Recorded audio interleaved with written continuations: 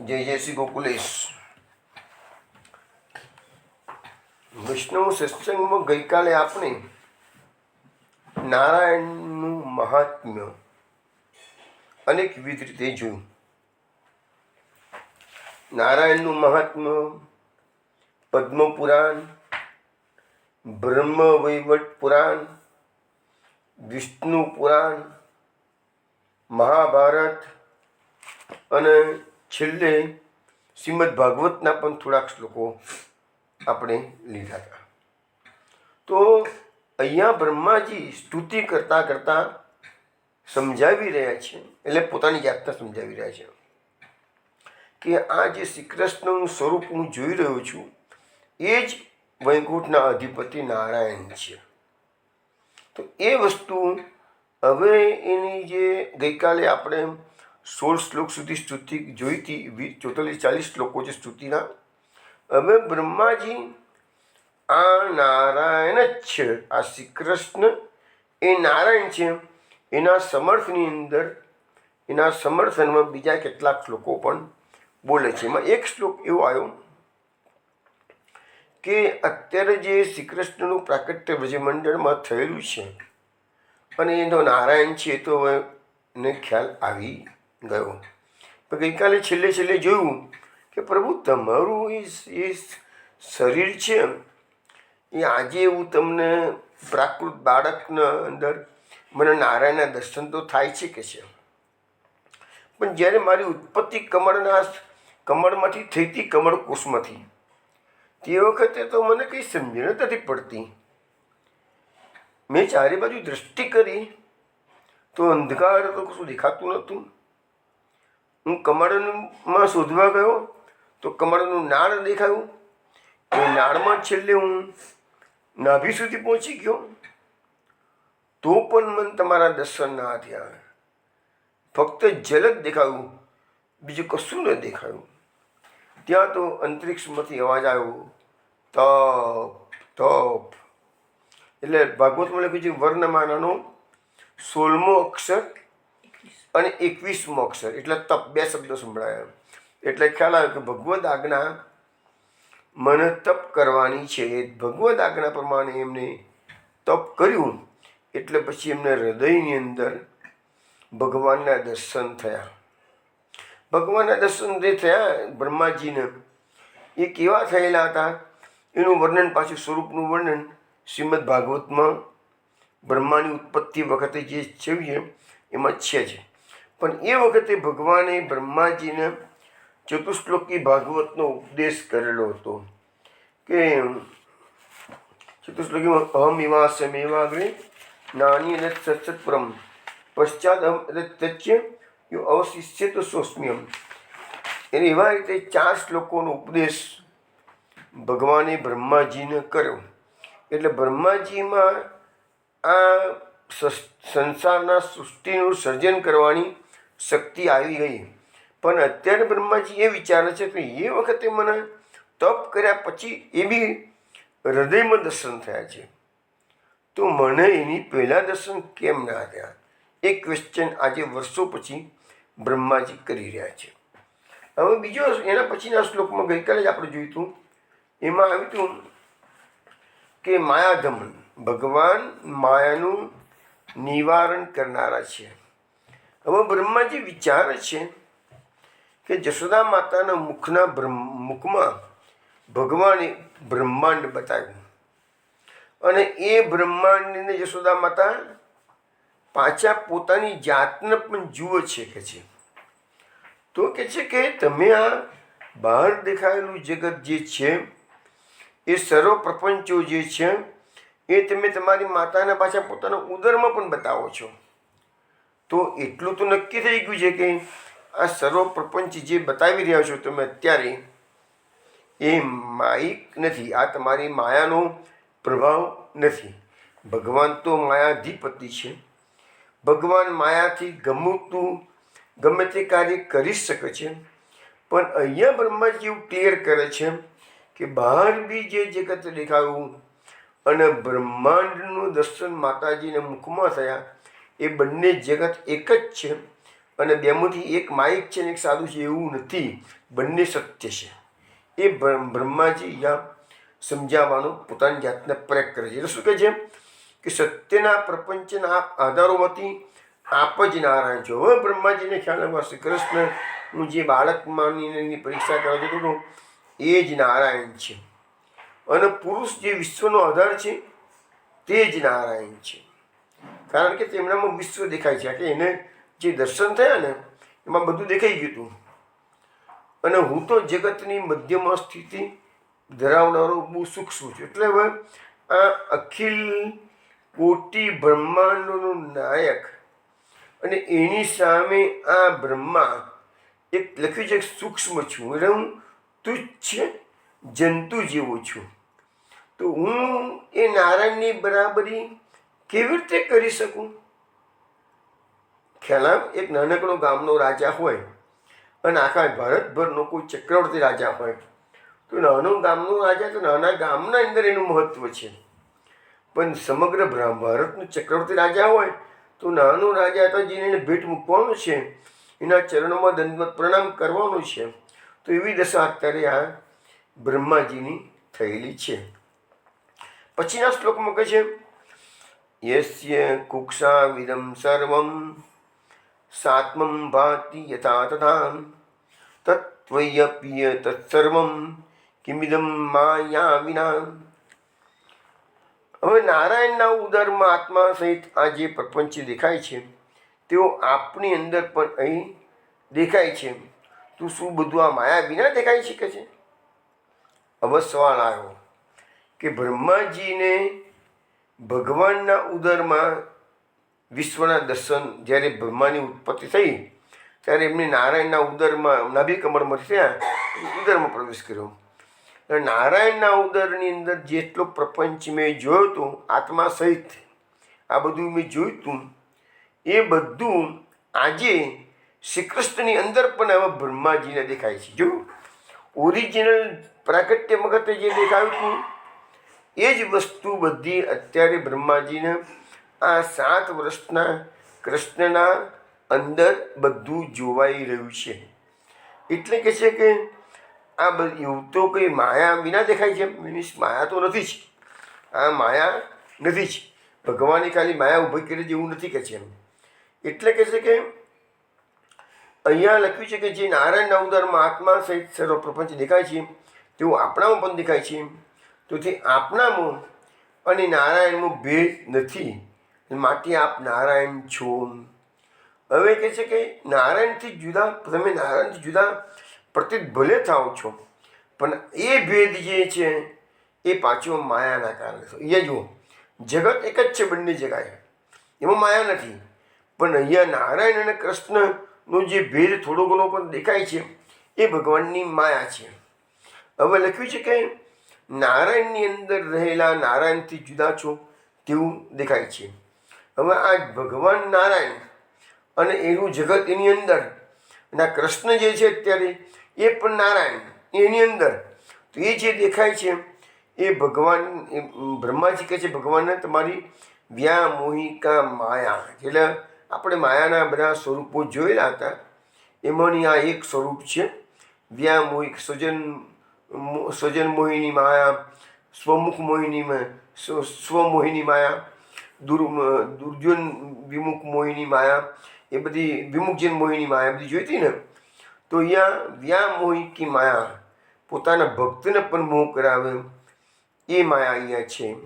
તેથી પુરુષ નારાયણ છે એમ માનીને પણ બ્રહ્માજી કહે છે આ જ નારાયણ છે. હવે આગળના શ્લોકમાં શું કહે છે?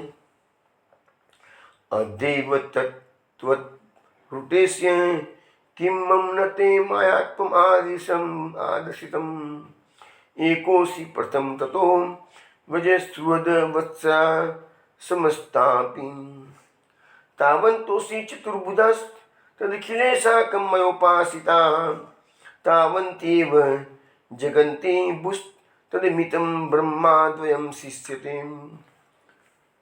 એટલે કે છે કે આપણા વિના આ જગત માયારૂપ છે એમ આપે આજે જ મને બતાવ્યું છે કે છે.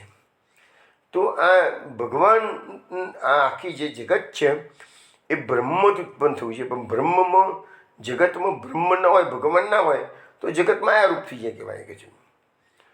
તો એમ આપે આજે મને બતાવ્યું છે. એટલે બ્રહ્માજી પણ ભગવાનની માયાનો શિકાર બની ગયા હતા અને પોતે અનુભવી ચૂક્યા કે ભગવાનની માયા કેવી છે. હવે બ્રહ્માજી સ્ટેપ વાઇઝ આપણને સમજાવે છે. બ્રહ્માજી વિચાર કરે છે, પહેલાં હું જ્યારે વાછડાનું હરણ કરવા આવ્યો ત્યારે જોયું તો ભગવાન એકલા જ હતા. આ પહેલું સ્ટેપ. બીજા સ્ટેપમાં કે છે પછી હું તો વાછડાનું હરણ કરી ગયો, પાછો જ્યારે આવ્યો ત્યારે જોયું તો બધા વાછડા અને સખાઓ ઊભા હતા. તો આ બીજું સ્ટેપ આવ્યું. પછી પાછું મને ગળમથલ થઈ, આ સાચા કે પેલા ખોટા છે. એટલામાં પછી કહે છે કે મેં જોયું તો તમે એ બધા સ્વરૂપોમાં ચતુર્ભુજ રૂપે દેખાયા. ત્રીજું સ્ટેજ આવ્યું. પછી કહે છે કે મારી સહિત સર્વ આપની ઉપાસના. હવે ચોથું જોવામાં આવ્યા તો આ બધા જે સ્વરૂપો હતા એમાં અલગ અલગ બ્રહ્માંડો, અલગ અલગ જગત અને બધા જીવો શ્રી કૃષ્ણની ઉપાસના કરતા હતા. આવા દર્શન, હવે બ્રહ્માજીને આવા દર્શન થયા એવું ભાગવતની કોઈ કથામાં નથી બતાવ્યું, પરંતુ આ શ્લોકમાં બતાવ્યું છે. એનાથી અનુમાન થાય કે ભગવાને ચતુર્ભુજ સ્વરૂપના આટલા બધા દર્શન કરાવ્યા હતા એટલું જ નથી, પણ દરેકે દરેક સ્વરૂપમાં સ્વતંત્ર બ્રહ્માંડ, સ્વતંત્ર જગત અને અનેક જીવો. એટલે લખ્યું છે બ્રહ્માજી કે મારી જોડે એ બધાની જોડે હું પણ ઉપાસના કરતો હતો, પ્રાર્થના કરતો હતો કે. તો આવી રીતે બ્રહ્માજીને જે દર્શન થયા એ સ્તુતિમાં બતાવવા. સુબોધની મહાપ્રભુજી શું કહે છે કે આપણા વિના સર્વ પ્રપંચનું સ્વતંત્ર રીતે અસ્તિત્વ નથી. તે આપે હમણાં જ આજે બતાવ્યું છે. હવે જે પૃથકતા દેખાય છે તે આપની માયા છે. એટલે ભગવાનનું આખું જે જગત છે ને એ ભગવાનનું સ્વરૂપ છે, પણ જે જુદું જુદું તમને દેખાય છે એનું નામ પાછું માયા. અને ભગવાનથી ભિન્ન સ્વતંત્ર રીતે જગત છે એમ જેઓ માને છે તેઓ ભ્રાંત છે. એટલે કે ભગવાન અને જગતમાં કોઈ ભેદ નથી એમ કહેવા માગે છે. પહેલાં હવે જો હમણાં થોડા પહેલાં જે કીધું ને એ મહાપ્રભુજી વિગતવાર સમજાવે છે. પહેલાં આપ એક હતા. બ્રહ્માજી જ્યારે લેવા આવ્યા ત્યારે શ્રી કૃષ્ણ એકલા હતા. પછી કે છે મેં વાછડા અને ગોળ બાલોનું હરણ કરી ગયું. ત્યાર પછી બ્રજના સંબંધવાળા મિત્રો, બાળકો અને વાછરડા તમે બની ગયા કે છે. એટલે કે હું ગૂંચવાઈ ગયો, સાચું શું ખોટું શું. પછી મેં જોયું તો તમે બધું બ્રહ્માંડ રૂપ બની ગયા છો કે છે. પછી મેં એક ક્ષણ પછી જોયું તો બધા ચતુર્ભુજ ભગો સ્વરૂપ દેખાઈ ગયા પછી કે છે. અને પછી મેં જોયું તો સમસ્ત બ્રહ્માંડ આપની, મારી સહિત આપની ઉપાસના કરતા દેખાયા.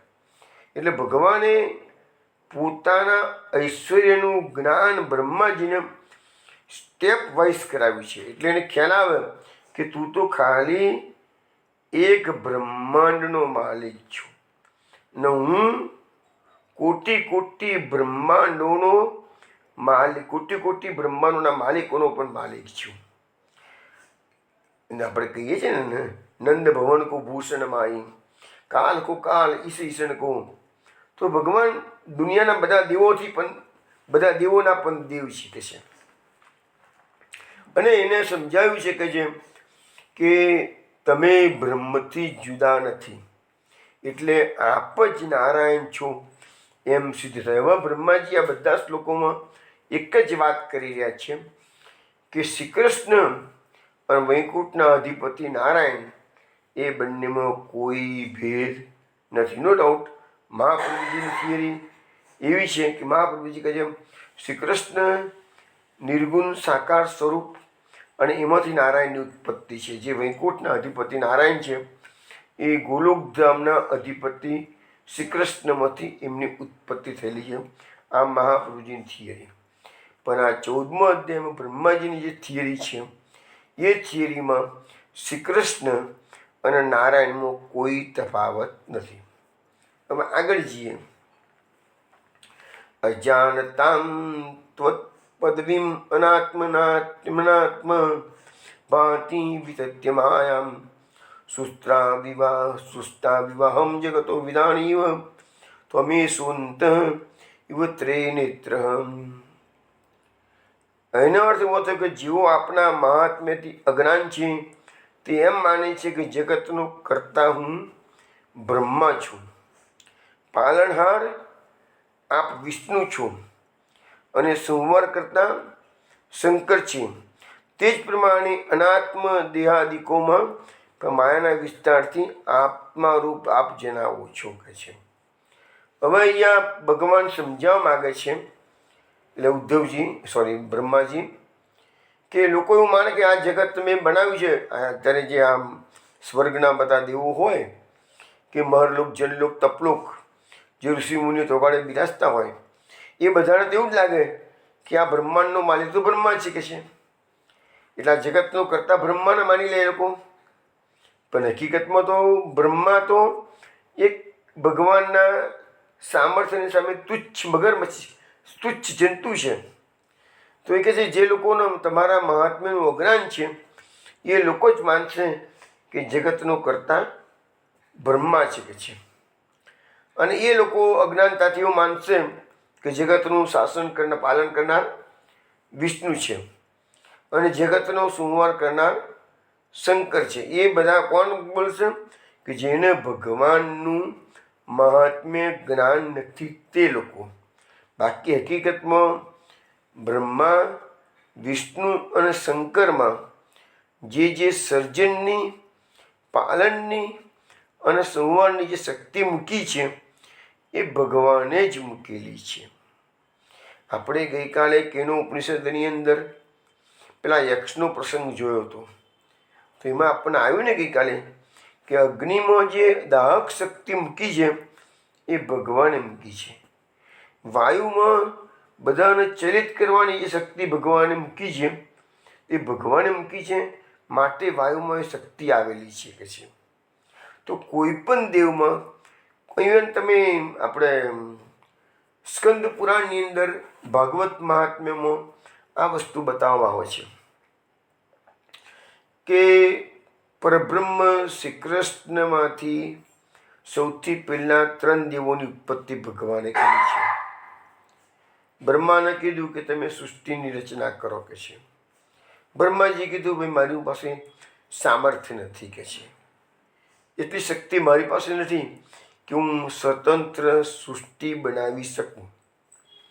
એટલે ભગવાને કીધું સારું કે છે તમે ભાગવતનું પારાયણ કરો, તમારામાં સર્જન કરવાની શક્તિ આવી જશે. હવે બ્રહ્માજીએ 7 દિવસનું પારાયણ નક્કી કર્યું અને એ પારાયણના આધારે એમનામાં સૃષ્ટિનું સર્જન કરવાની શક્તિ આવી ગઈ. એટલે બ્રહ્માજી આ પાલન સૃષ્ટિ ચલાવી રહ્યા છે, પણ એમને 7 દિવસનું પારાયણનું આવર્તન કરવું જ પડે છે. એવી રીતે વિષ્ણુ ભગવાનને, શ્રી કૃષ્ણ ભગવાને કીધું કે તમે સૃષ્ટિનું પાલન, રક્ષણ તમે કરો. તે કે મારામાં શક્તિ નથી કે છે. તો શ્રી કૃષ્ણ ભગવાને વિષ્ણુ ભગવાનને કહ્યું કે તમે 1 મહિનાની અંદર ભાગવતનું પારાયણ કરો તો શક્તિ આવી જશે. જો બ્રહ્માને 7 દિવસમાં કીધું, વિષ્ણુને 1 મહિનામાં કીધું. વિષ્ણુ ભગવાન શું કરે છે? પોતે ભાગવતનું પારાયણ કરે છે અને લક્ષ્મીજીને શ્રવણ કરાવે છે. અને 1 મહિના પછી લક્ષ્મીજીનો વારો આવે એટલે લક્ષ્મીજી બોલે છે અને વિષ્ણુ શ્રવણ કરે છે. પણ લક્ષ્મીજી જે પારાયણ કરે છે ને એ 2 મહિનાનું પારાયણ થાય છે. તો લક્ષ્મીજીમાં અને વિષ્ણુમાં બંનેમાં શક્તિઓ જે મૂકી છે એ શ્રી કૃષ્ણ ભગવાને મૂકી. આ બધું સ્કંદ પુરાણમાં લખાણ છે. પછી રુદ્રની ઉત્પત્તિ થઈ. રુદ્રએ પૂછ્યું, પ્રભુ મારે શું કરવાનું છે? તો કે મહાદેવ, તમારે પ્રલય થાય તે વખતે તમારે કહે છે કે એ સંહારની લીલા તમારે કરવાની છે કે છે. પણ પ્રભુ મારી પાસે શક્તિ નથી આ જગતનો સંહાર, જે જગતને બ્રહ્માએ બનાવ્યું હોય, જે જગતને વિષ્ણુએ પાલન કરેલું હોય, અને એને કહે છે કે શંકર ભગવાન કહે છે હું એનો સુમરણ કરું કહે છે, ના એ મારથી નહીં બને કહે છે, મારી પાસે શક્તિ જ નથી એવી કહે છે. તને કીધું તમે ભાગવતનું પાલન કરો, તમારામાં એ શક્તિ આવી જશે. તો રુદ્ર ભગવાન પાર્વતીને ભાગવત સંભળાવે છે, પણ એ ભાગવત કેવું છે, 1 વર્ષે પારણ પૂરું થાય છે. તો આવી રીતે આ ત્રણેય દેવોની લોકો એવું માને કે ભાઈ વિષ્ણુ આમ, બ્રહ્મા આમ, શંકર આમ, પણ અહીંયા લખે છે આ શ્લોકની અંદર એ બધા ભગવાનના સાચા મહાત્મ્યથી અજ્ઞાન છે. તમે જુઓ આપણા ઇન્ડિયાની અંદર તમે જુઓ ને ભારતમાં, તો ઠેર ઠેર માતાજીના મંદિરો આવી ગયેલા છે, ઠેર ઠેર મહાદેવના મંદિરો આવેલા છે બધા. તો આટલી બધી માતાજીઓ છે, કેટલી બધી માતાજી, તમે કેટલી જગ્યા તો એવા નામ આવે છે માતાજીના કે કોઈ જિંદગીમાં નામ સાંભળે ના હોય એવી માતાજીનું નામ લોકો પૂજા કરે, બાધા રાખે, એની દેરીઓ બનાવે છે, જાત જાતનું કરે. જે લોકો જે જાણીતા મંદિરો છે અંબાજીનું એવા બધા, એ તો માની લે છે કે ભાઈ છે અંબા માતા, બધા કાળી માતા, અંબાજી માતા. પણ એવી કેટલી દેવીઓના નામ, જોગની માતાનું નામ આવે છે ને, કંઈક બહુચરાજી માતાનું નામ આવે છે, જાત જાતના એવા નામ સાંભળવા મળે છે. પણ કેટલાક નામો તો એવા છે કે કોઈ દિવસ સાંભળવા જ ના પડે. તો હવે એ બધી દેવીઓ જે હોય છે એ લોકોની શક્તિ કેટલી હોય, જેટલો એનો અધિકાર હોય એટલું. હું તમને એક સત્ય ઘટના કહું આ બાબતમાં. થોડા વખત પહેલાં, એટલે કે લગભગ 2011ની જે લગભગ વાત છે, અમદાવાદમાં ભાગવત કથા ચાલતી હતી પ્રદ્યુમ્નભાઈ શાસ્ત્રીજીની. અમારા મિત્ર સંતુ પરીખે આયોજન કરેલું હતું, મને કહ્યું હતું તમારે પૂરેપૂરું હાજર રહેવું પડશે, કારણ કે એમને કહ્યું આ બાબતમાં એમને કોઈ અનુભવ મળે નહીં, એટલે મને તમારે કે પૂરેપૂરું હાજર રહો તો જ હું હિંમત કરું કે છે. તું નાના ચિંતા ના કરશો, હું આવી જઈશ. પ્રદ્યુમ્નભાઈ કથા ગોઠવાઈ ગઈ, હું તો 7 દિવસ હાજર રહ્યો, તૈયારી બધી સારી રીતે કરી, બધું સરસ રીતે પાર પડી ગયો પ્રસંગ. શાસ્ત્રીજી એક દિવસ મને કહે છે, સાંજનો સમય કથા વિરામ લીધી પછી અમદાવાદથી કલોલ ગામ તેથી નજીકમાં જ છે, તો મને કહે ચલો ને આપણે કહે છે અમારા એક સગા છે એમના ઘરે જરા જતા આવીએ કે છે. સાંજે 7 વાગે વિરામ લીધો કથાનો, 6:30 7 વાગે. પછી અમે સીધા કલોલ જવા નીકળી ગયા. તો અમદાવાદથી કલોલ બહુ નજીક જ છે, કે બહુ દૂર નથી, 1-8 કલાકમાં કદાચ પહોંચી ગયા હોઈશું. જે એમના રિલેટિવ્સનું નામ અત્યારે હું ભૂલી ગયો છું, પણ રિલેટિવના ઘરે હું બેઠો હતો આગલા રૂમમાં. પછી એ વાતો કરતા હતા, એમાં સાથે બી થોડી વાત કરી. પછી પ્રસાદ લેવાનો ટાઈમ થયો એટલે શાસ્ત્રીજી અંદર ગયા અને હમણાં લોકોને બહાર પીરસવામાં આવ્યું. તો પેલા ભાઈ હતા ને, એ માતાજીના ઉપાસક હતા. મેં પૂછ્યું કઈ માતાની ઉપાસના કરો છો? ત્યારે કે બહુચરા માતાની ઉપાસના કરું છું. તો આપણા ગુજરાતમાં છે ને બહુચરાજીનું મંદિર આવેલું છે. એ ભાઈને મેં જોયું કે એમની પાસેથી શક્તિઓ ઘણી હતી, પણ આ બધી શક્તિઓ કોણે? માતાજીની આપેલી હતી. એટલે હું તો ભાઈને પહેલી વાર અને છેલ્લી વાર મળ્યો, પછી મળ્યો જ નથી. પણ શાસ્ત્રીજીના કારણે મારે એમના ઘરે જવાનું થયેલું. એ ભાઈ મને કહે છે આ બહુચરાજી માતા જે છે ને, કહે છે તે એક વખત કે જે મેં એવો સંકલ્પ કર્યો કે આખું બહુચરાજી ગામ મારે જમાડવું છે કે છે. અને આ ભાઈ છે ને એને લોકો ગુરુદેવ કરીને પગે લાગે, પીટો મૂકી જાય, પુષ્કળ પૈસાની પસાવતા હતા. એટલે કે મેં આમ તો એ માણસ, એ ભાઈ છે ને જીએસએફસીમાં નોકરી કરતા હતા, એકાઉન્ટ્સ ડિપાર્ટમેન્ટમાં, એવું કંઈ કીધું હતું. એટલે આર્થિક રીતે એટલાય નહીં, પણ એમની પાસે શક્તિ એવી હતી ને તો લોકો ખૂબ માનતા અને પૈસા પણ ખૂબ આપી જતા. બહુચરા માતાજીના મંદિરમાં જઈ, એટલે ગામમાં જઈ આખું ગામ જમાડ્યું. હવે ગામ જમી રહ્યું એટલે જોયું તો હિસાબ કર્યો તો 2 લાખ રૂપિયા ખૂટ્યા. એટલે ભાઈ મને કહે છે મેં માતાજીને કીધું કે 2 લાખ કમતી થયા છે, ઓછા આવ્યા છે આજે રૂપિયા કે છે. એટલે બહુચરા માતા કે સારું કે છે, થોડી અરોદા પછી 2 લાખ રૂપિયા આવી જશે કે છે. પછી મેં ભાઈને પૂછ્યું કે તમે માતાજીને 2 લાખ રૂપિયા ઓછા પડે એમ કીધું છે, એટલે મંદિરમાં જઈને મૂર્તિને કીધું તું? તો કે ના ના, પ્રત્યક્ષ મને કે તમારી સાથે હું વાત કરું છું ને એવી રીતે બહુચરા માતા સાથે હું વાત કરી શકું છું કે છે. મેં કીધું જબરજસ્ત માણસ છે તો યાર. તો પછી કહે છે કે અહીં એટલામાં શું બન્યું કે મારો એક ભક્ત હતો કે છે, એને મેં આ બહુચરાજી જમાડવાના દિવસે આમંત્રણ આપેલું હતું મેં, પણ કોઈ કારણસર એ કામમાં રોકાઈ ગયા ભાઈ, અને અમદાવાદનો વ્યક્તિ અને અહીંયા બહુચરા બાજુ આવવાની જગ્યાએ એ કંઈ બરોડા બાજુ ગાડી લઈને નીકળી પડ્યા ભાઈ, કોઈક અર્જન્ટ કામ આવ્યું છે એટલે. પણ તો ભગવાને એને બહુચરા માતાએ પ્રેરણા કરી કે 2 લાખ ખૂટે છે ભાઈ, એટલે એને ખબર ના પડી 2 લાખ ખૂટે છે એમ, પણ અંદરથી પ્રેરણા માતાજીએ કરી. એટલે પેલો પેટ્રોલ પુરાવવા માટે ત્યાં ઊભો હતો ગાડીમાં, અને ત્યાં એની નજર પડી કે કાર્ડ તો અહીંયા મેં ગાડીમાં મૂકી નાખ્યું છે, મારે જવાનું છે બહુચરાજીને, હું તો કંઈ ગયો જ નથી કે છે.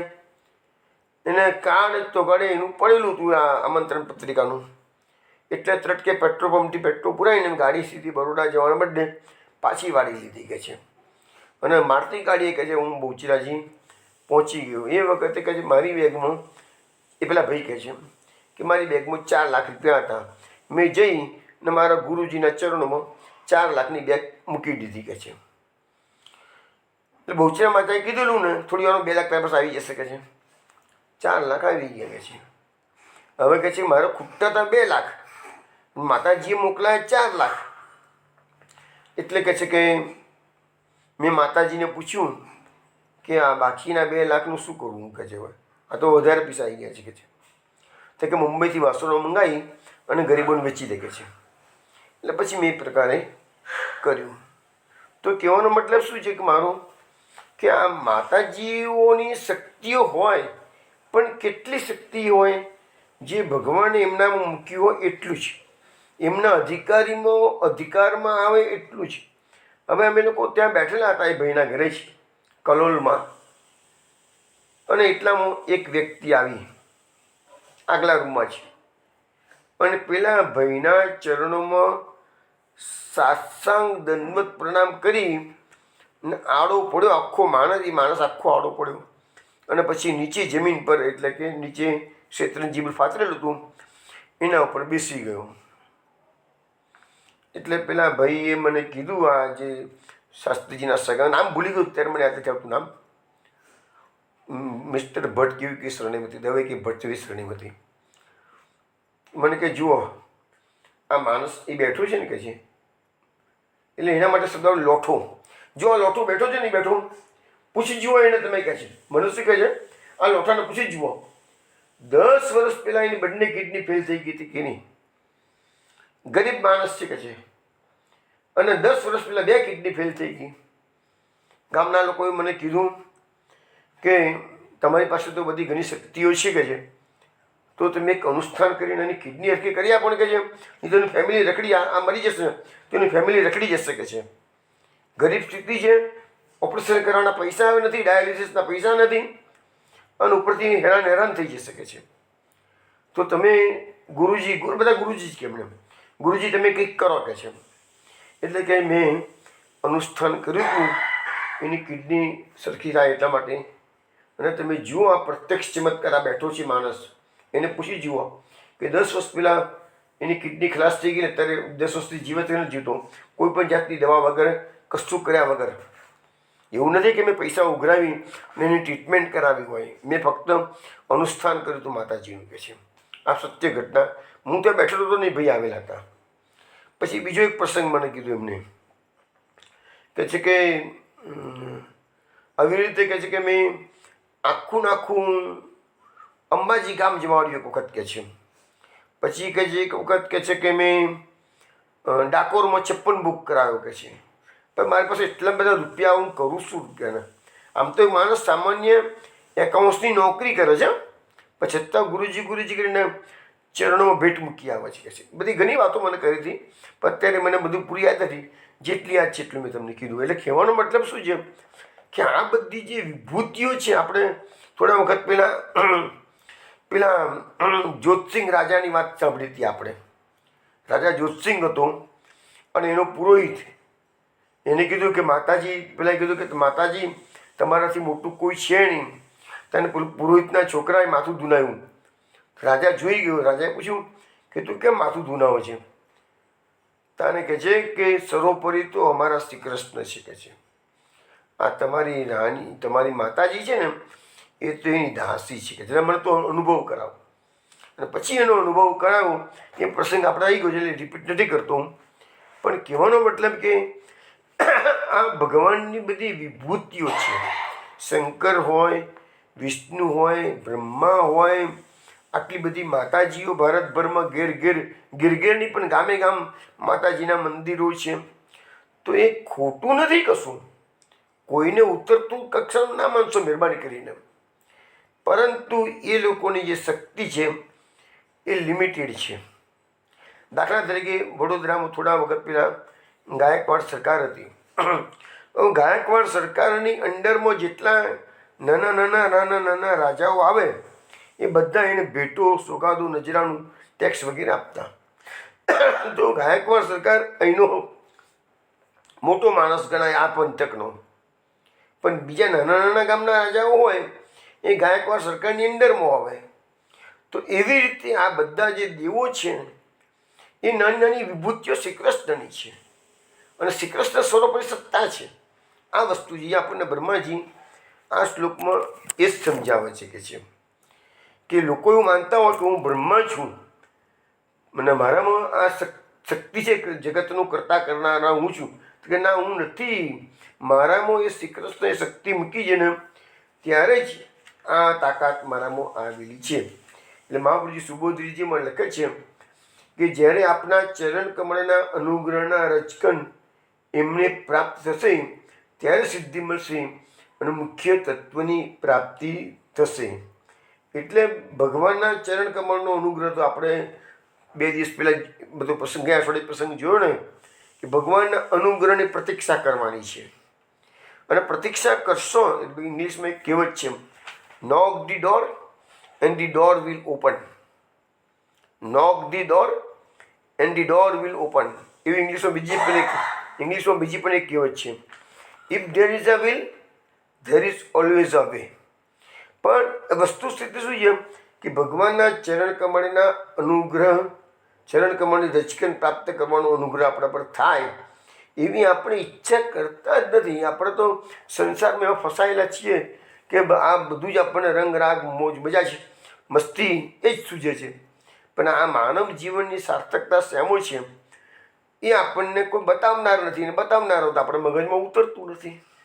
મુશ્કેલી તો ત્યાં છે કે આ બધા સત્સંગની જરૂર એટલા માટે જ છે કે ચાણક લાગે માણસને કે ભાઈ આ જીવનમાં જો ચૂકી ગયા તક, ગાડી ચૂકી ગયા છો તો ફરતી આવી તક પાછી ક્યારે આવશે કશું. અને દિવસે કલિકાલનો પ્રભાવ વધતો જાય છે. આજે જે લોકો 70-80 વર્ષના છે એ લોકોનો પૂછો તો 50 વર્ષ પહેલાંનો જમાનો જે હતો એ લોકો એમ કહે છે યાર ખરેખર બહુ સારો જમાનો હતો. કે છે આજે 50 વર્ષમાં, આજે છેલ્લા 25-30 વર્ષમાં તો દુનિયા એટલી બધી બદલાઈ ગયેલી લાગે છે. આ આઈટી ને કોમ્પ્યુટર ને આ બધું, આ ઈમેલ ને પોસ્ટ ખાતાઓ બંધ થવા મળ્યું. એ 40 વર્ષ પહેલાં તો પોસ્ટમાંથી જ આપણો પત્ર વ્યવહાર બધો ચાલતો હતો. હવે બધું બંધ થયું, ઈમેલ થઈ ગયા બધી. એમ તો કેટલું પરિવર્તન આવી રહ્યું છે. તો હજુ બી નવી ટેકનોલોજી શોધાશે અને નવા પરિવર્તનો બધા આવશે. તો એ બધા પરિવર્તનો ભલે ગમે તેમાં આવે, લોકો સાયન્સના ગુણગાન ભલે ગમે તેટલા ગાય, તો પણ ભગવાનની શક્તિની તોલે તો વિજ્ઞાન એનો એક અંશ પણ આવી શકવાનું નથી. ન્યૂટન જેવો મોટો વૈજ્ઞાનિક પણ એક દાડો એના કોઈ જગ્યાએ લખ્યું હતું કે મેં તો માત્ર સમુદ્રના કિનારે બેસી અને થોડા છીપલા શોધ્યા છે. જ્ઞાનનો સમુદ્ર તો મારે શોધવાનો બાકી છે. ન્યૂટન જેવો મહાન વૈજ્ઞાનિક પણ એવું કહે છે હું તો ખાલી કિનારે બેસી અને થોડા છીપલા જ પ્રાપ્ત કર્યા. છીપલા જ, આખો સમુદ્ર મેં નથી ઉલોચ્યો. કે છે એ તો ઘણો મોટો છે. એટલે કહેવાનો મતલબ કે ભગવાનની જે શક્તિઓ છે એનું આ વિજ્ઞાન આવિષ્કાર કરી શકે છે કે ભગવાનના જે તત્વો છે, કયા તત્વની અંદર કઈ શક્તિ રહેલી છે, અને એ શક્તિને વિજ્ઞાન ઓળખે અને પછી એ સાયન્ટિસ્ટો કહે કે અમે મોટી રિસર્ચ કરી. સામાન્ય રીતે આવું થતું હોય છે, પણ રિસર્ચ નથી કરી. હતું જ વસ્તુ દુનિયામાં નવું તો કોઈ લાવી શકતું જ નથી.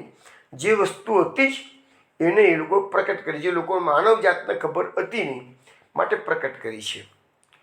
અને પછી પોતે સાયન્ટિસ્ટ તરીકેનું બિરુદ લઈ લે છે કે અમે આટલી બધી શોધખોળ કરીને દુનિયાભરના માનપાન પ્રાપ્ત કરવાના છે, અને માનવજાત માટે બધી સગવડ ઊભી કરે છે રિસર્ચના કારણે. હકીકતમાં તમે શાસ્ત્રોનો અભ્યાસ કરશો તો તમને જણાશે એ બધું જ કેવલ ને કેવલ કૃષ્ણ કૃપાના આધારે છે. અને આમ કેમ ચાલે છે? તો એનું કારણ એક જ છે, ભગવદ ઈચ્છા.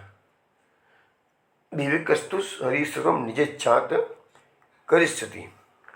તો આવી રીતે આપણે બ્રહ્મા, વિષ્ણુ અને શંકરની શક્તિ ભગવાને મૂકેલી છે. પછી માયાના વિસ્તારથી જે આત્મા નથી તેમાં આત્મા હોવાની બુદ્ધિ પ્રતીત. હવે આપણે મોટામાં મોટી તકલીફ શું છે? આપણે આપણા શરીરને આત્મા માની બેઠા છીએ.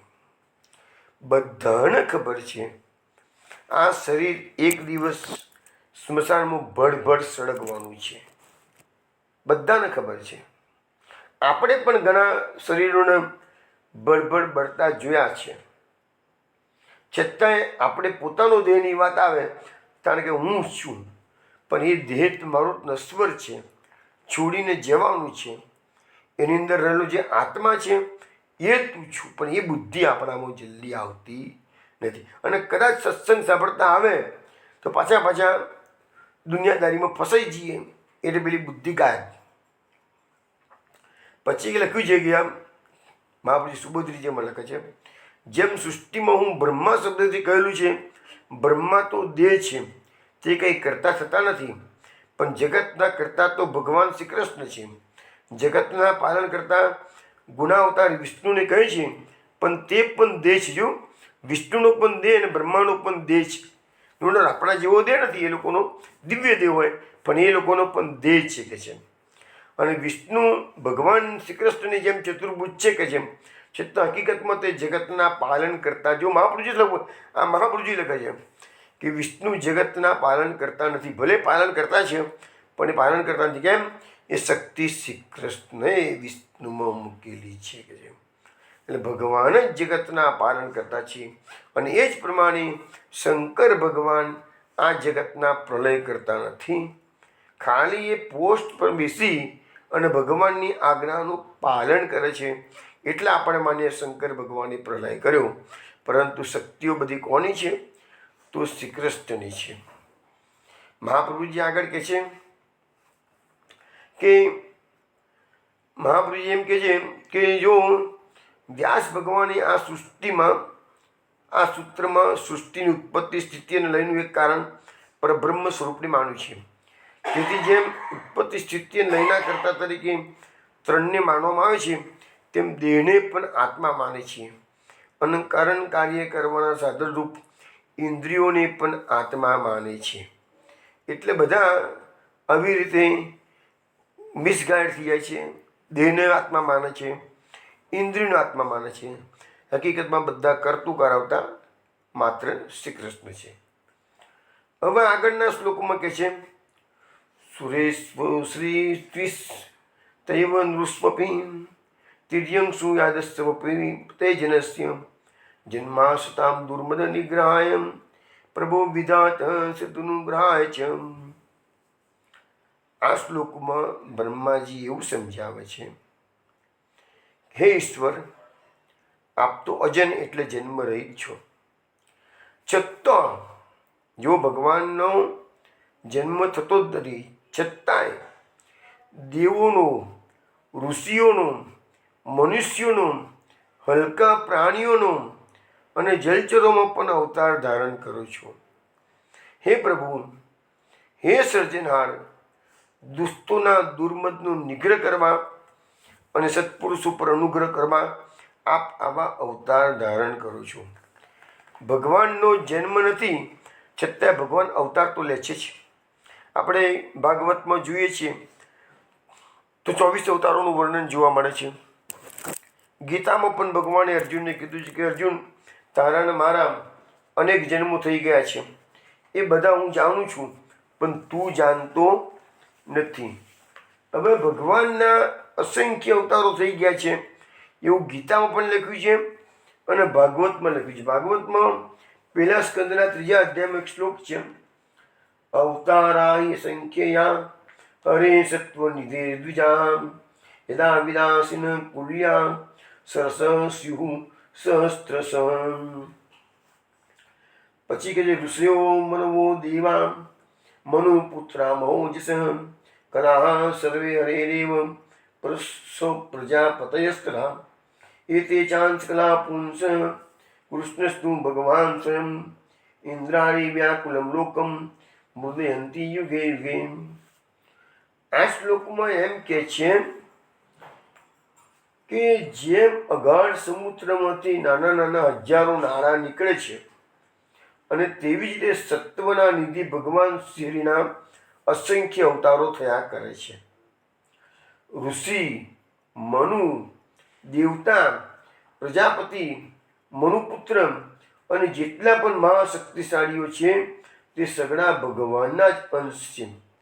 આ બધા અવતારો તો ભગવાનના અંશ અવતાર અથવા કલા અવતાર છે, પરંતુ ભગવાન શ્રી કૃષ્ણ તો સ્વયં અવતારી છે.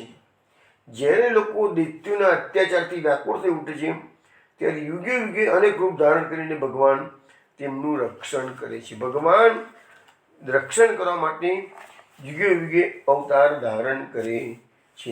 એ વાત આપણને અહીંયા સમજવામાં આવે છે. બીજો પણ એક શ્લોક એમાં લખ્યું છે, એતન્નાનાવતારાણામ નિદાનામ વ્યમવ્યયમ યસ્યાં સાંસસૈન સૃજ્યન્તે દેવતિલિંગરાદય. ભગવાનનું આ જે પુરુષ રૂપ, જેને નારાયણ, આપણે ભાગવતમાં આખરે બ્રહ્માજી સ્તુતિમાં નારાયણની જ વાત કરી રહી છે. અહીંયા જ વસ્તુ અહીંયા બતાવવામાં આવી છે કે ભગવાનનું આ જે સ્વરૂપ છે નારાયણ, એ નારાયણનું સ્વરૂપ કેવું છે? અનેક અવતારોનો અક્ષય કોષ છે. એમાંથી અવતારો નીકળ્યા કરે છે બધા કે છે, અને એમાંથી જ બધા અવતારો પ્રગટ થાય છે. આ રૂપના નાનામાં નાના અંશથી દેવતા, પશુ પક્ષી, મનુષ્ય વગેરે યોનિઓની સૃષ્ટિ બને છે. તો ભગવાન જ આ સૃષ્ટિમાં આ જીવાત્મા જે બધા બન્યા છે ને એ ભગવાન જ બન્યા છે. એ પરમાત્મા અને આપણે આત્મા, તો એમાંથી જ આ બધું બનેલું છે એમ અહીંયા કહેવામાં આવેલું છે. તો હવે કહે છે કે મહાપ્રભુજી સમજાવે છે કે દેવોમાં અવતાર કયો લીધો ભગવાને? તો વામન. ઋષિઓમાં કયો અવતાર લીધો મહાપ્રભુજી કહે છે? તો પરશુરામ. મનુષ્યોમાં રામ રૂપી આવ્યા. હલકા પ્રાણીઓમાં વરાહ રૂપી અવતાર લીધો. જલચરોમાં કાચબો અને મત્સ્ય પણ ભગવાન બને. જો કાચબો બન્યો છે ભગવાન, કુર્મા અવતાર. મત્સ્ય અવતાર પણ થયો છે સત્યવ્રત રાજાના પ્રસંગમાં.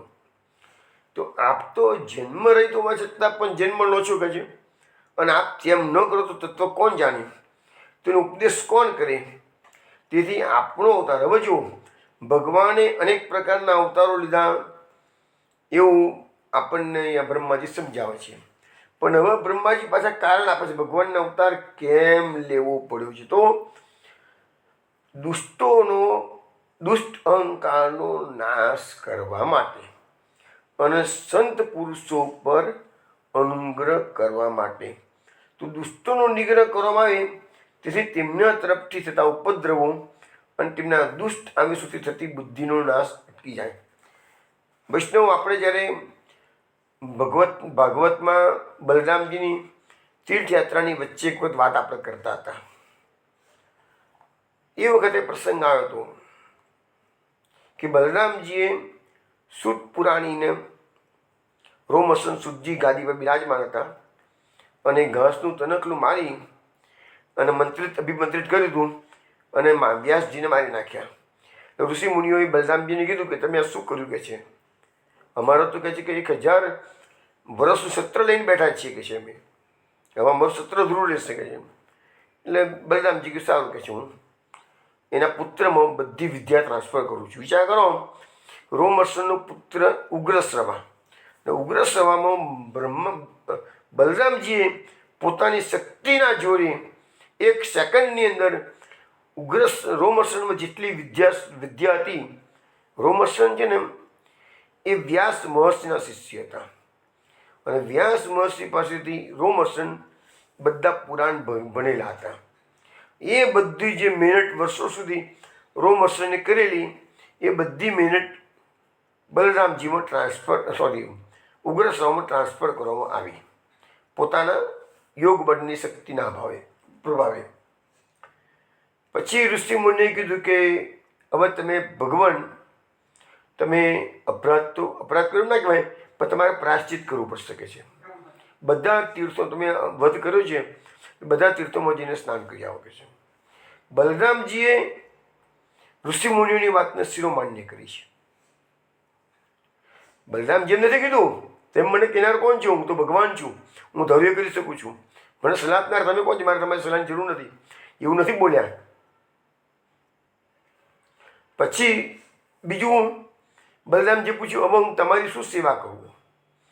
હવે જો ઋષિમુનિઓની સેવા કરવાની વાત કરી છે, ઋષિમુનિઓએ શું માગ્યું છે તમે જો વિચાર કરો કે ઇલવલનો પુત્ર બલવલ એ દર અહીંયા 11 પૂનમ એવા પવિત્ર દિવસો હોય છે, ઉત્સવના દિવસો, એ દિવસ આવીને અમારા યજ્ઞમાં હાડકાં, રુધિર ને માંસ ને બધું નાખી જાય છે કે જે, એટલે અમારા યજ્ઞમાં વિઘ્ન ઊભું કરે છે, તમે બલવલને મારી નાખો કે છે.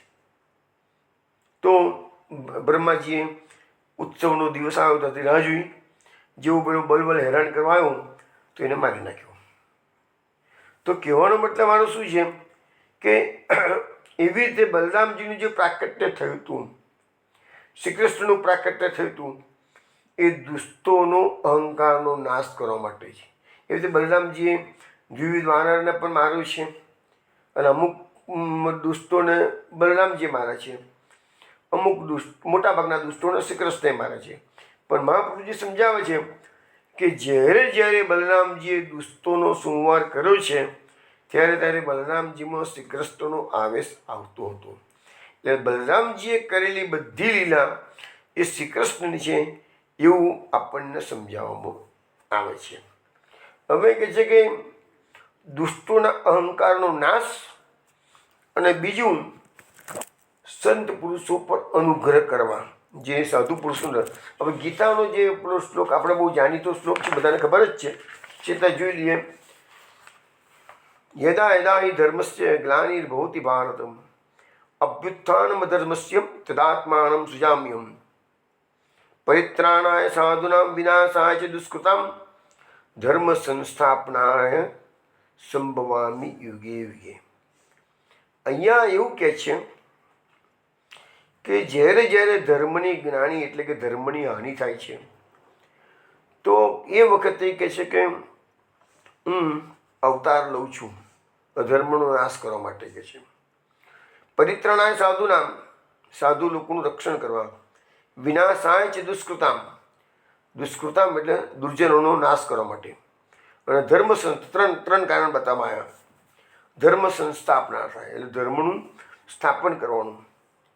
તો આવી રીતે ભગવાનનું અવતારનું મુખ્ય પ્રયોજન અહીંયા ગીતામાં બતાવવામાં આવેલું છે.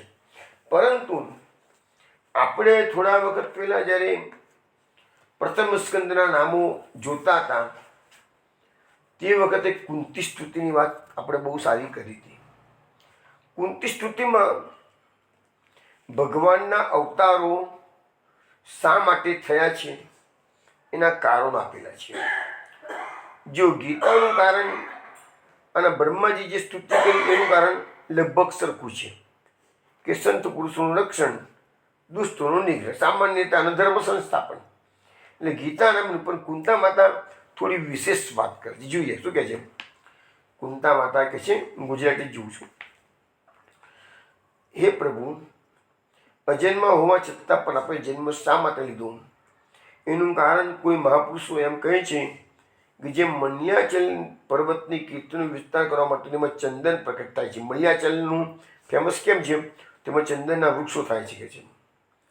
એવી રીતે પોતાના પ્રિય ભક્ત રાજા યદુની કીર્તિનો વિસ્તાર કરવા માટે આપે યદુ કુળમાં જન્મ લીધો. એટલે યદુ રાજા છે ભગવાનનો ભક્ત છે, ભલે એમના પૂર્વજ છે, પણ યદુ કુળની કીર્તિ વધારવા માટે ભગવાને યદુ કુળમાં જન્મ લીધો. આ એક કારણ આવ્યું. કુંતા માતા કહે છે.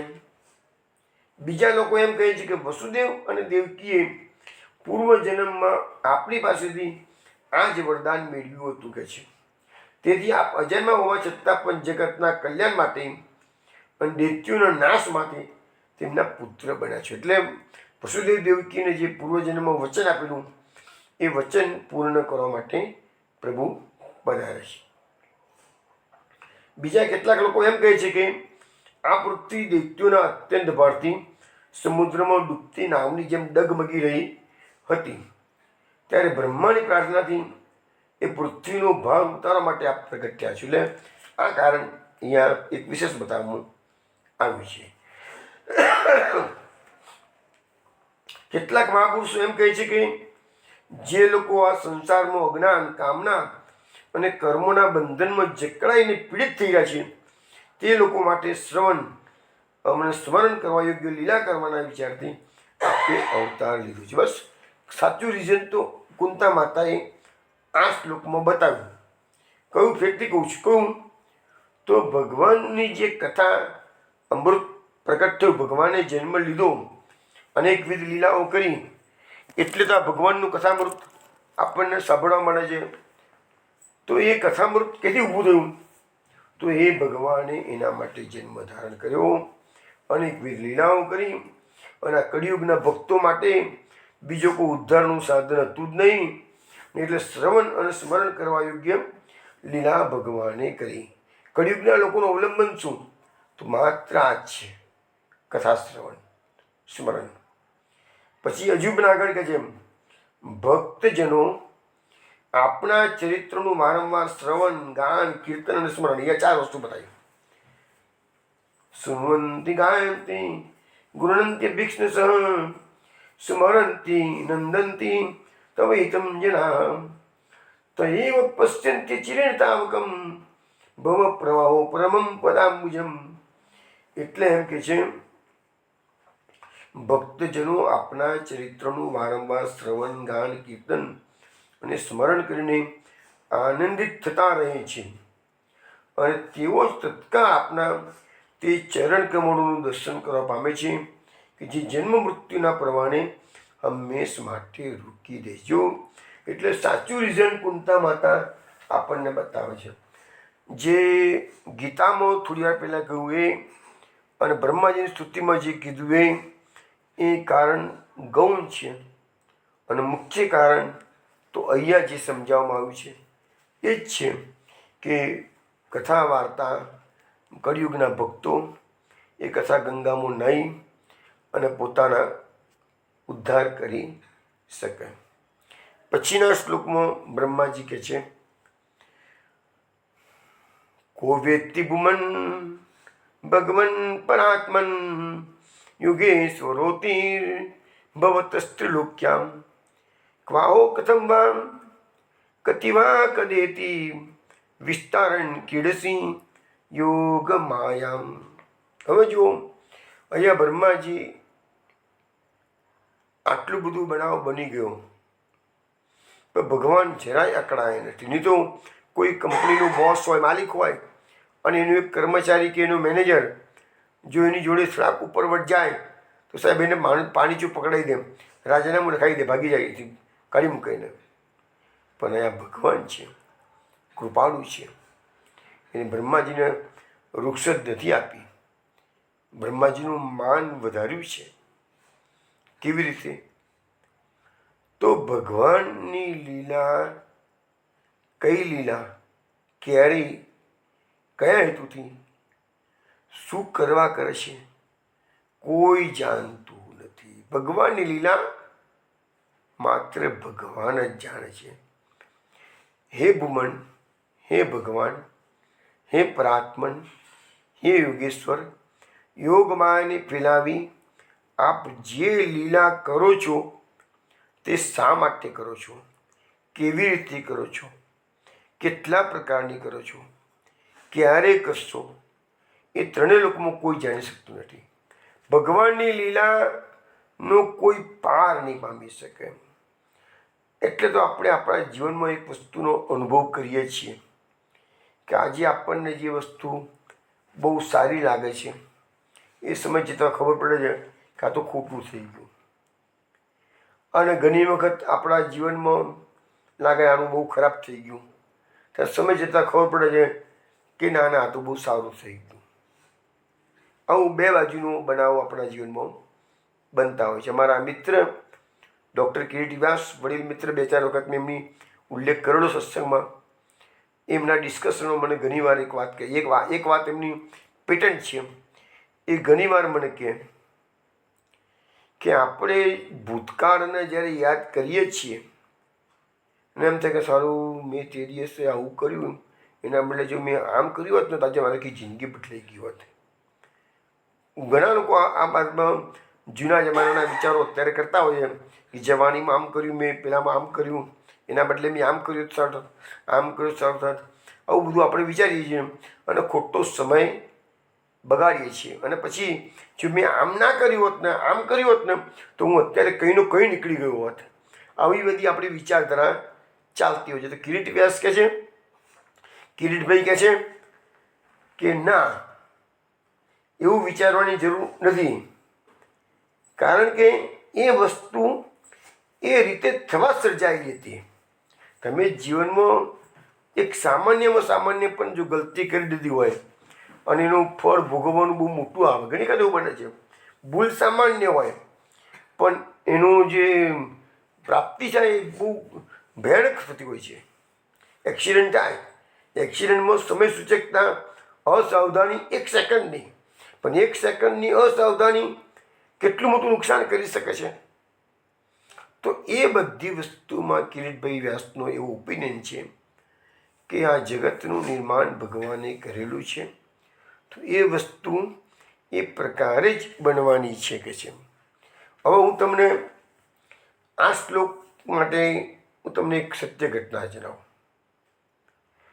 કે ભગવાન કેવું નિર્માણ કરે છે. ભગવાનને જે સમયે જે કરવું છે એ કરીને જ રહેવાના છે. આપણે માનીએ કે ના ના હું આમ કરું, હું આમ કરું, હું આમ કરું, હું આમ કરું. ના ના, તમે ભલે વિચારો પણ અલ્ટિમેટલી તો થવાનું જ એ જ કે જે ભગવાને નક્કી કરેલું છે. ઘણી વખત હું ગીતા પ્રેસની વાતો કરતો હોઉં છું. હનુમાન પ્રસાદ પોદ્દાર બહુ મહાન સંત થઈ ગયા. 1971માં એને સમાધિ લીધી. પણ જેની પાસે ભગવાન હાજરા હજુર હતા એવા સંતની એક વાત કરું. હવે અંગ્રેજીનું રાજ ચાલતું હતું એ દિવસોમાં અને કાશીની અંદર મદન મોહન માલવીય જે નામ આઈ થિંક બધા જ જાણે છે. કાશી હિન્દુ વિશ્વવિદ્યાલય, BHU આખા વર્લ્ડમાં ફેમસ છે. BHU બનારસ હિન્દુ વિશ્વવિદ્યાલય, જેની સ્થાપના કરી હતી એ મદન મોહન માલવીયજી. એ મદન મોહન માલવીયજીના છોકરાને અંગ્રેજ સરકારે પકડીને જેલમાં નાખી દીધેલો. ક્રાંતિકારી, એ બધા ક્રાંતિકારીઓ હતા ને, ક્રાંતિકારી પગલામાં જેટલા ક્રાંતિકારીઓ પકડાતા એટલે અંગ્રેજ સરકાર બધાને જેલમાં નાખી દે. પછી કોઈને ભગતસિંહ જેવાને, ચંદ્રશેખર આઝાદ જેવાને ફાંસી પણ આપી દીધી. પણ આ જેલમાં નાખ્યો હતો. હવે જેલમાં તો તમે જાણો અંગ્રેજનું રાજ અને જેલ પાછી, એટલે જમવાનું સારું મળે નહીં, ગમે તેવું રહેવું પડે. ત્રાસ કરતા હતા અંગ્રેજ લોકો આ લોકોને. હવે એ લોકોને કોઈ કારણસર એવા 12 કેદીઓ હતા એની ટ્રાન્સફર થતી હતી આ જેલમાંથી બીજા ગામની જેલમાં. તો એ લોકોએ ડિક્લેર કરેલું કે ભાઈ તમારે 12 જણાને તૈયાર રહેજો, તમને ટ્રેનમાં લઈ જઈશું અને ફલાણી જેલમાં તમને ટ્રાન્સફર કરવાનો હુકમ ઉપરથી આવેલો છે. તો આ ભાઈએ મદન મોહન માલવીયાના છોકરા જોયું કે રસ્તાની અંદર ગોરખપુર આવે છે અને લગભગ સાંજે 5 વાગે ટ્રેન ગોરખપુર પહોંચશે. એટલે એને તો કે આટલા બધા દિવસથી અમે જેલમાં છીએ અને અમને ઘરનું પેટ ભરીને ખાવા મળ્યું નથી, તો હજી ગોરખપુરથી ટ્રેન જવાની છે તો કે હું ભાઈજીને પત્ર લખી દઉં, ટેલિગ્રામ કરી દઉં, તો કમસે કમ અમારા 12 જણા માટે તો ગરમ ગરમ રસોઈ તો આવી જાય કે છે, પેટ ભરીને ખાવા તો મળે, ઘરનું ખાવા તો મળી શકે છે. એટલે એને ટેલિગ્રામ, એ જે જેલમાં હતા ત્યાંથી ટેલિગ્રામ કર્યો કે ભાઈ અમારી ટ્રેન ફલાણી ટ્રેન ફલાણો કોચમાં અમે લોકો જવાના છીએ અને 12 જણા અમે કેદી છીએ, તો 12 જણા માટે તમે અમારા માટે ભોજનની વ્યવસ્થા કરી અને સ્ટેશન પર પછી સ્ટેશન થોડી વાર ટ્રેન ઊભી રહેવાની છે, અમે ભોજન કરી લઈશું, તમે અમારા માટે વ્યવસ્થા કરજો. હવે ટેલિગ્રામ આવ્યો પ્રેસ પર, ગીતા પ્રેસ પર આવ્યો, અને ભાઈજી રહે ગીતા વાટિકામાં, એ ગામની બહાર, પેલું ગામની બહાર. હવે આ કર્મચારીઓ જે પ્રેસમાં કામ કરતા હતા એમને વિચાર કર્યો હમણાં મોકલાવી જ મેસેજ, હમણાં મોકલાવી છે, પણ એમ કરતાં કરતાં સાંજ પડી ગઈ, બપોર પડી ગઈ, અને પેલા લોકો ભૂલી ગયા કે પેલાને 12 જણાનું ભોજન પહોંચાડવાનું છે, અને ભાઈજી પર ટેલિગ્રામ કરેલો છે. ભાઈજીને વાતની કશી ખબર નથી, પોદ્દારજીને કશી ખબર નથી. પણ છેલ્લે 5 વાગે ટ્રેન આવવાની હતી, એટલે ટ્રેન આવવાનું કલાક બાકી હતું, અને પ્રેસવાળાને ખબર પડી ગઈ, એને ભૂલ થઈ ગઈ છે, પેલો ટેલિગ્રામ સવારનો આવ્યો છે ને આપણે ખબર તો આપવા ગયા નથી. તાત્કાલિક માણસને દોડાયો અને અહીંયા દોગાડી ગીતા વાટિકામાં પોદ્દારજીને ટેલિગ્રામ આપવામાં આવ્યો. પોદ્દારજીએ ઘડિયાળમાં જોયું તો કલાક જ બાકી છે, અને 1 કલાકમાં 12 જણની રસોઈ તૈયાર કરવાની, બધું પાછી સ્ટેશને પહોંચાડવાનું, અને પાછું એના માટે આ તો ગામની બહાર હતું એટલે કોઈ વ્હીકલ પણ ના મળે એમને થતો. એ જે જગ્યા પર એમની ગીતા વાટિકા હતી એ ગીતા વાટિકા તો ગામથી દૂર હતી. હવે કરવું શું? પેલા લોકો બિચારા રાહ જોઈને બેસશે ટ્રેન આવશે એટલે કે એમનો ભાઈજીનો કોઈ માણસ આવશે અથવા ભાઈજી પોતે આવશે અમારા માટે જમવાનું લઈને ગયે. પણ જુઓ ખેલ કેવો, ભગવાન કહે છે ને ભગવાનની લીલા કોણ જાણે છે, કેવી કરે છે. ભાઈજી તો સંત પુરુષ છે, વિચારમાં પડી ગયા, અરે પ્રભુ આ લોકોનો ટેલિગ્રામ આવે છે, હું કશું વ્યવસ્થા નથી કરી શકતો કે છે, કારણ કે 1 કલાકમાં ભોજન બનાવવાનું અને પાછું પહોંચાડવાનું, અને પાછી કોઈ વ્હીકલ ના મળે એ દિવસોમાં આ લોકો પાસે.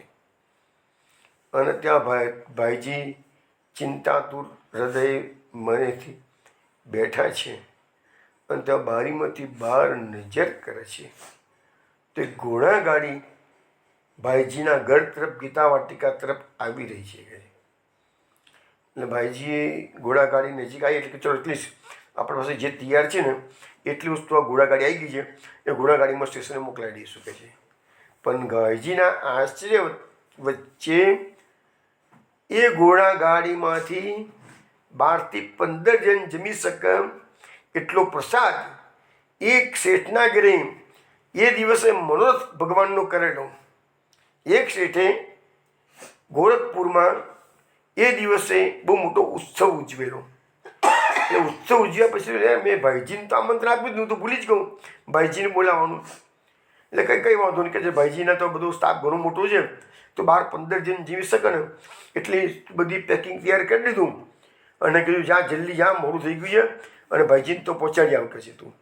એટલે પેલું ઘોડાગાડી લઈને પેલો શેઠનો માણસ 12 થી 15 જણ જમી શકે એવું પેક તૈયાર કરીને બધું પાક્કું ભોજન ભાઈજીને ત્યાં આગળ ગીતા પ્રેસ પર ગીતા વાટિકામાં લઈ આવ્યો. ભાઈજીએ પૂછ્યું, પેલા ભાઈ ઉતર્યા, ભાઈજીએ પૂછ્યું તમે કોણ કહેતા હતા? કે મારા શેઠે બધું મોકલ્યું છે કે છે, અને કીધું છે કે આજે ઉત્સવ હતો ને કે છે, પણ તમે વહેલા મોકલવાના હતા પણ મારા શેઠ ભૂલી ગયા કે છે, કામમાં કે છે, બહુ મહેમાન હતા એટલે કે છે, એટલે મોડું મોકલ્યું છે કે છે. ભાઈજી કે ઉભા રહો, બહુ સારું કર્યું મોડું આવ્યું. ભાઈજી કહે છે ચલો આ ઘોડાગાડીને અમને સીધી સ્ટેશને વિદાય કરો કે છે, હજુ ટ્રેન આવવાની અડધો કલાકની વાર છે, અને કીધું કે ફલાણા કોચની અંદર ફલાણી વ્યક્તિ છે આ પ્રમાણે છે, એને તમે આ વસ્તુ 12 જણનું 15 જણનું જમવાનું આપી દેજો કે છે. એ પેકિંગ ખોલીને ભાઈજીએ જોયું પણ નથી શું આવ્યું છે. પેકિંગ હતું ને આખું સ્ટેશને રવાના કરી દીધું. એટલે જુઓ ભગવાન, ભાઈજી લખે છે ચરિત્રમાં કે ભગવાનની લીલા કેવી છે. જો આ ભોજન સામગ્રી 2 કલાક વહેલા આવી ગઈ હોત અને પેલો ટેલિગ્રામ મને ન મળ્યો હોત તો અમે અમારા સ્ટાફમાં જે કંઈ હોય એ બધાને થોડું વેચી દીધું હોત કે છે. હવે જો અડધો કલાક મોડી સામગ્રી આવી ગઈ હોત તો પણ પેલા સ્ટેશન પર હું આ પહોંચાડી ના શકત કે છે. બીજી વસ્તુ છે, ટાંગો આવી ગયો, ઘોડાગાડી આવી ગઈ, તો ઘોડાગાડીમાં સામાન મેં તગાર મોકલાવી દીધો. તો બધું ભગવાન કેવું ગોઠવે છે કે ટેલિગ્રામ આવ્યો, પેલો ટેલિગ્રામ પેલા લોકો મિસ કર્યો, ભૂલી ગયા આપવાનું, શેઠના ત્યાં પ્રસંગ હતો, શેઠ ભૂલી ગયા મોકલવાનું, અને બપોર પછી એમને યાદ આવે છે. તો આ બધી ગોળ કહે છે ને કે બ્રહ્માજી કહે છે ભગવાનને, તમારી લીલા કેવી, કેટલા પ્રકારની, ક્યારે કરશો, ત્રણેય લોકમાં કોઈ જાણતું નથી. ચલો વિષ્ણુ વિશેષ વાતો કાલે રાત્રે 8 વાગે કરીશું. જય જય શ્રી ગોકુલેશ.